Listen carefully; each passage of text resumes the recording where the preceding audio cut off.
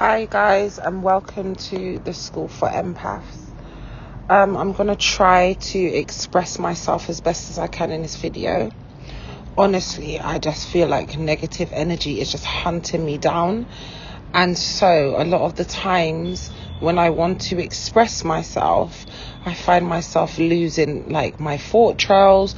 I just really can't. It's very easy for me to express myself and to talk to people one-on-one.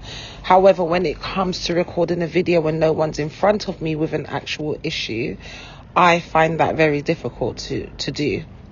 So today I just wanted to talk about energy.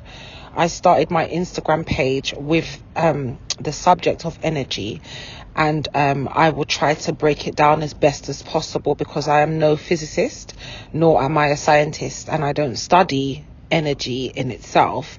However, I do recognize that we are all energy, and energy is the only currency, which includes time, that we have to spend on this earth and with other people. As an empath, I need you to really recognize just how special and what's the word I'm looking for, and how sought after our energy is, because we have pure energy. A true empath has pure energy. However, we live in a world that, has other types of energies, and some of them are completely,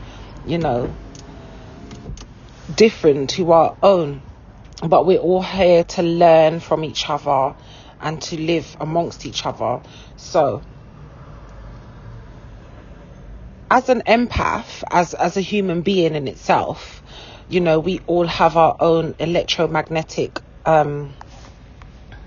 field around us, and this is something that is unseen to the eye, but upon interacting with other people, your energies interact first. Hence the reason why you're able to pick up on the subtleties. Normal people, I don't really like to use that word normal, but people who are not empaths can also pick up on vibes, and they can pick up on stuff without anyone saying anything to them or acting in any sort of way towards them.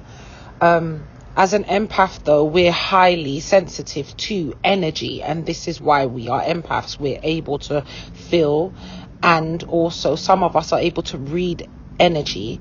For example, you may feel something, and your mind will be able to interpret that energy into a thought, and thus you'll be able to know what another person's thinking or feeling. So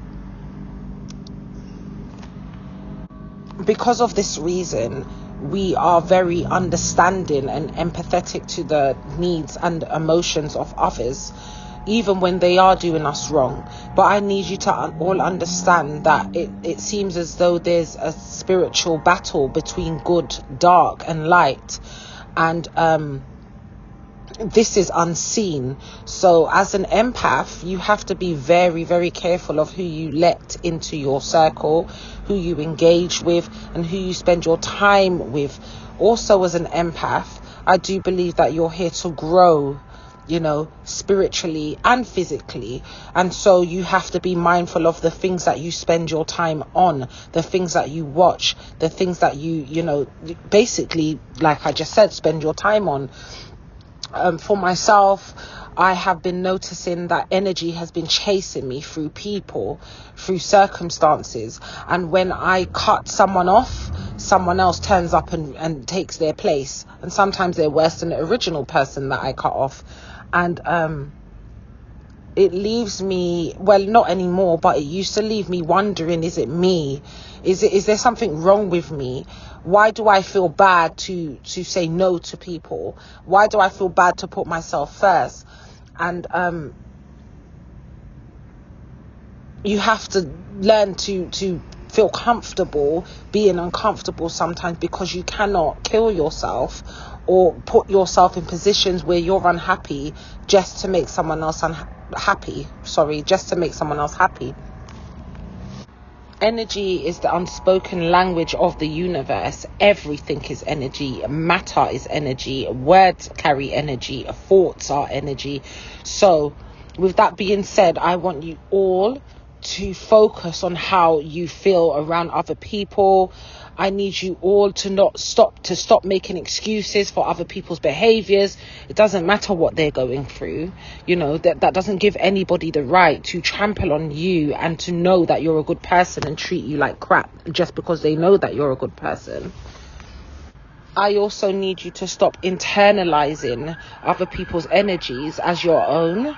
And so you have to really dig deep. Hold on. And so you'll have to really dig deep and, meditate and focus on yourself to figure out why you are feeling negative energy.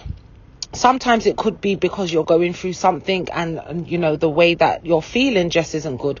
But other times it's not your energy. It's someone that you're linked to, someone that you're close to, something that you've integrated with, attacking you with their energy. And when I use the word attacking, we're not talking physical here. It could be in the forms of thoughts. For example, wishing you bad, wishing things happen to you, hating you for no reason. These kind of thoughts that people have are what, I would call an attack on an empath, because we will pick it up energetically. Some of us will pick this up remotely, and some of us may have to be within the actual person's presence to be able to pick this up. But I need you to take note, and you need to make the changes, which means that sometimes you may have to distance yourself from people that you love, distance yourself from people that you may have known for years.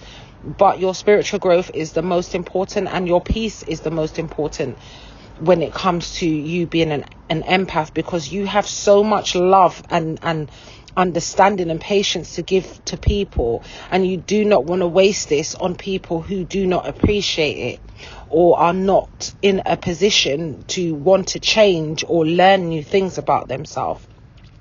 I also wanted to talk about the dynamic between the narcissist and empaths.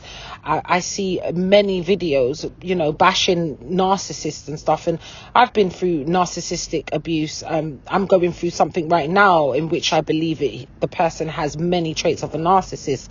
However, as human beings, we're here to learn from each other and to grow with each other.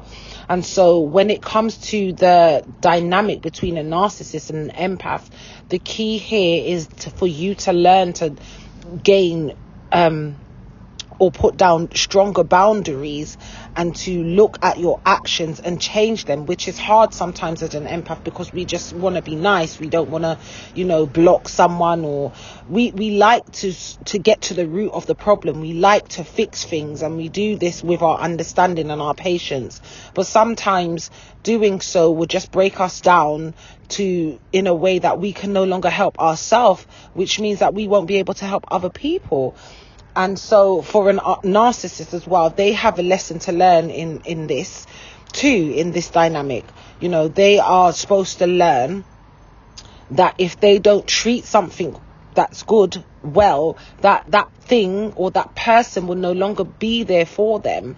And it's during the narcissist's darkest times that they realize this, and the test for them comes when they are faced with an opportunity to be around someone or to be in a relationship with someone who is highly sensitive and empathic, or someone who's a nice person. And if they have not learnt their lessons from losing everything good around them, or any person that they felt was good in their past, then they will continue to lose those people, and for an empath, if you do not learn to set boundaries with these types of people, then they're just going to keep taking. You have to be the one to implement your boundaries so that they don't take from you until the point where you lack peace within your heart and your soul and your mind. And so both parties should learn from each other. I'll give you an example. You have the yin and the yang analogy, and within each of the yin and the yang is a piece of the opposite. That is what should be gained from engaging with the opposite of who you are. You know, you should, for an empath, you need a bit of that darkness so that you can protect yourself against that darkness, so that you can recognize that darkness, and so that you can implement boundaries so that that darkness does not cloud your light and turn it foggy so that you can't see.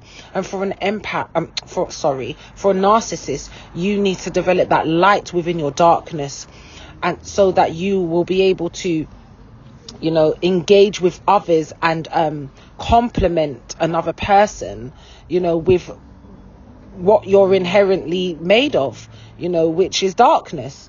And so each party has a part to play within the interaction.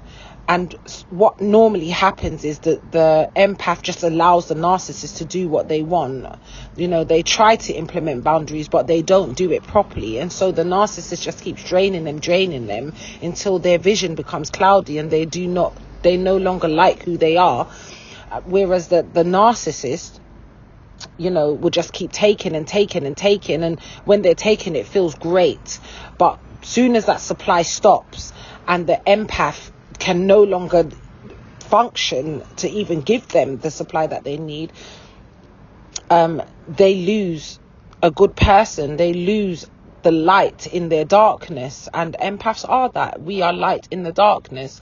And, you know, this is a planet and a universe of balance. You know, everything is balance. So I won't sit here and just call people evil because they're narcissists.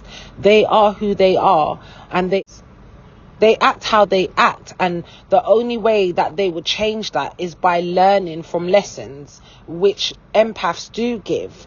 My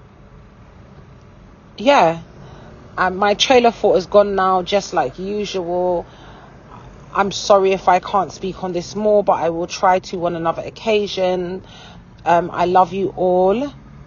I don't know you all, but spiritually, I love you all. Anyone who's out there that's battling, that feels down right now, I pray and hope that your soul be uplifted in your darkest times.